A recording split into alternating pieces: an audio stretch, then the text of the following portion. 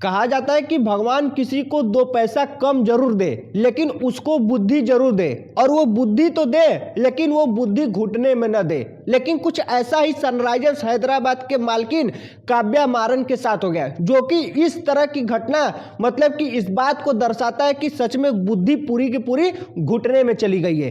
इस तरह की हरकतें जो ये माफी के काबिल नहीं है। मतलब कि सनराइजर्स हैदराबाद की मालकिन काव्या मारन, जो कि द 100 लीग में पाकिस्तानी खिलाड़ी अबरार अहमद को, वही अबरार अहमद जो पाकिस्तान का एक ऐसा स्पिनर जो भारत से उसका बिल्कुल ही नहीं पटता, वही अबरार अहमद को द 100 लीग में काव्या मारन की टीम सनराइजर्स हैदराबाद की मालकिन काव्या मारन 2 करोड़ 34 लाख रुपए में खरीदती हैं।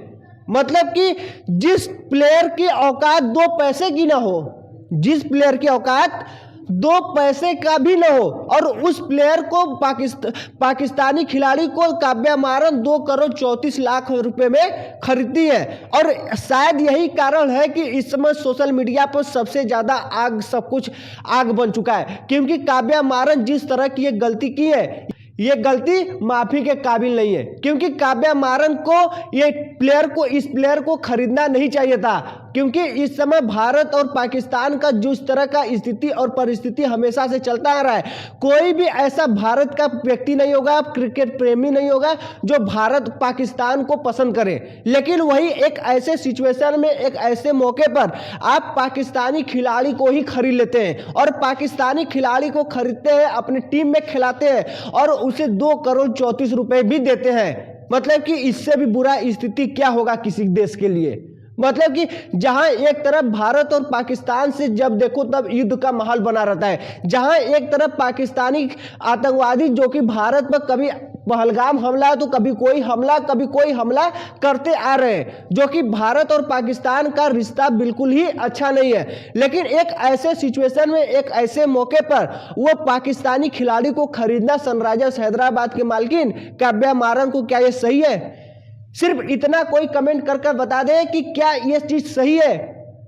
हमें तो बिल्कुल ही नहीं लगता कि ये चीजें सही है, क्योंकि इस समय पाकिस्तान और भारत का स्थिति बिल्कुल ही अलग तरीके से चल चुका है। वही वर्ल्ड कप में पाकिस्तान जो कि भारत का बाइकआउट कर रहा था, वही पाकिस्तान जो मोहसिन नकवी ट्रॉफी चोर जो भारत के क्रिकेट का एशिया कप की ट्रॉफी लेकर भाग गया। और ऐसे सिचुएशन में एक ऐसे देश के खिलाड़ी को खरीदा जाता है। मतलब कि कुछ चीजें ऐसी होती है कि जो बिजनेस से हट कर देखी जाती है। हमेशा बिजनेस ही बिजनेस इंसान को नहीं खेलना चाहिए, हमेशा पैसा ही पैसा नहीं देखा जाता है। और भी खिलाड़ी होंगे, और भी खिलाड़ियों को खरीदा जा सकता था, लेकिन जरूरी नहीं है कि पाकिस्तानी खिलाड़ी के बिना ही वो टीम अधूरा है। और एक ऐसा प्लेयर वो पाकिस्तान का अबरार अहमद,